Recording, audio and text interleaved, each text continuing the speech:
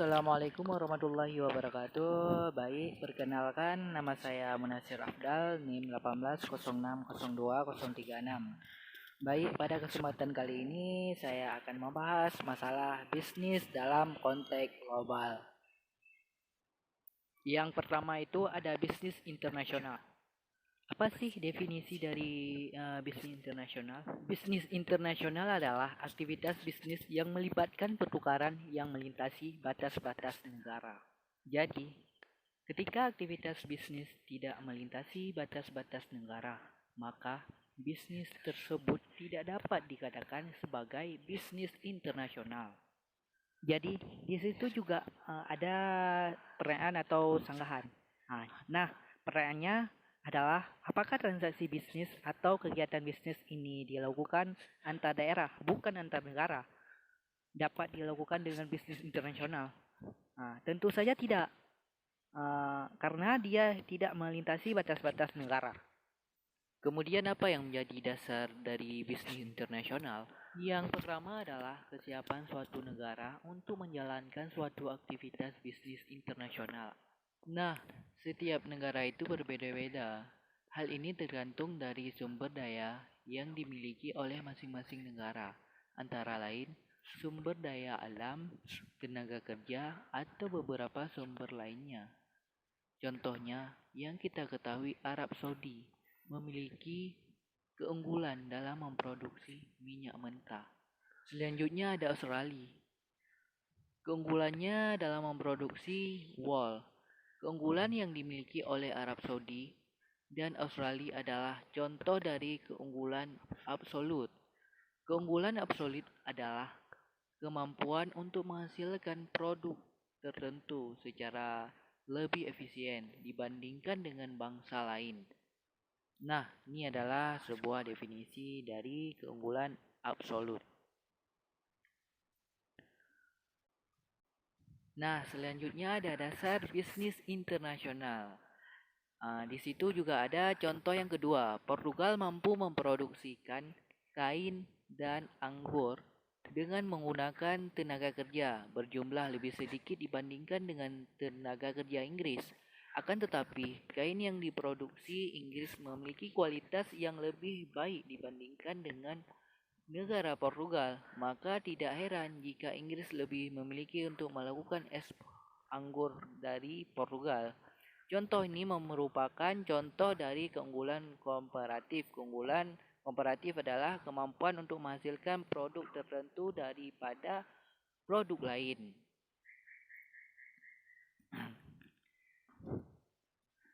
Selanjutnya juga ada dasar bisnis internasional. Itu yang pertama, ekspor, menjual dan mengirim bahan baku atau produk ke negara-negara lain. Yang kedua ada impor, membeli bahan baku atau produk di negara-negara lain dan membawa bahan baku atau produk tersebut ke negara sendiri. Di dalam bisnis internasional juga ada istilah balance of trade atau neraca perdagangan, total ekspor, total impor selama beberapa periode tertentu. Rada defisit perdagangan terjadi ketika impor atau ekspor.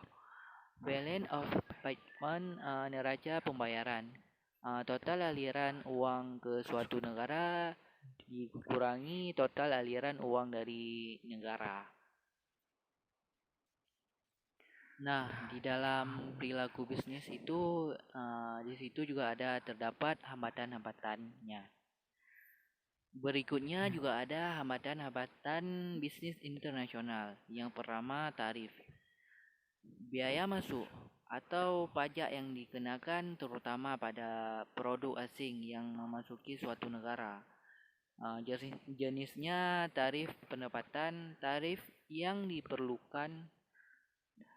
diperlakukan untuk menghasilkan pendapatan bagi pemerintah. Yang kedua, tarif protektif. Tarif yang diperlakukan untuk diperlindungi industri dalam negeri dari bersaing dengan menjaga harga tingkat impor. dengan atau lebih tinggi dari harga produk dalam negeri yang sama. Praktik dumping ekspor produk dalam jumlah yang besar dengan harga yang lebih rendah. Hambatan-hambatan bisnis internasional itu ada yang kedua, hambatan non tarif. Ukuran non tarif pajak yang dikenakan oleh pemerintah untuk mendukung produk domestik terhadap pemasukan asing. Di situ juga ada kontrak impor, embargo, kontrol valuta asing, pembatasan jumlah mata uang asing tertentu yang dapat dibeli atau dijual, devaluasi mata uang menurut nilai mata uang suatu negara relatif terhadap mata uang negara lain. Nah, ini adalah contoh dari hambatan-hambatan non-tarif yang terdapat di dalam kegiatan bisnis internasional. Nah, dalam bisnis internasional ada beberapa negara yang sengaja membuat hambatan-hambatan yang berkaitan dengan aktivitas bisnis internasional untuk menyeimbangkan neraca pembayaran. Yang kedua, untuk melindungi industri baru dan lemah. Yang ketiga, untuk melindungi keamanan nasional. Ada pula yang keempat, untuk melindungi kesehatan warga. Yang kelima, untuk membalas pembatasan perdagangan negara lain. Yang keenam, untuk melindungi pekerjaan domestik. Nah, ini adalah alasan-alasan kenapa alasan itu dibuat oleh beberapa negara yang membatasi kegiatan aktivitas bisnis internasionalnya. Kemudian ada juga yang menantang hambatan perdagangan karena harga yang lebih tinggi bagi konsumen. Kemudian kalau ada pembatasan kegiatan perdagangan, maka pilihan konsumen akan semakin terbatas. Kemudian juga ada kesalahan penempatan sumber daya internasional. Serta kalau adanya hambatan di dalam perdagangan internasional, maka ada beberapa orang akan kehilangan pekerjaan. Kemudian ini adalah pengembangan dari bisnis internasional dimulai dari resesi tahun 1991.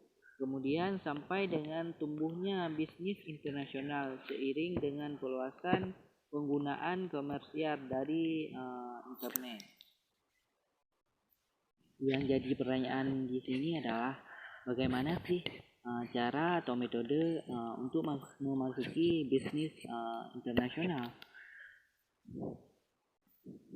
Di sini juga ada beberapa metode yang dapat digunakan. Yang pertama itu ada lisensi.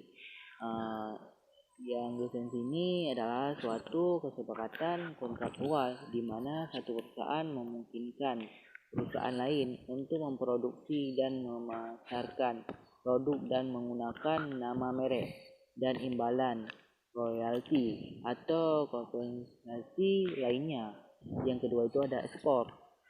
Yang ketiga joint venture atau kemitraan yang dibentuk untuk mencapai tujuan tertentu atau untuk berkooperasi dalam jangka waktu tertentu.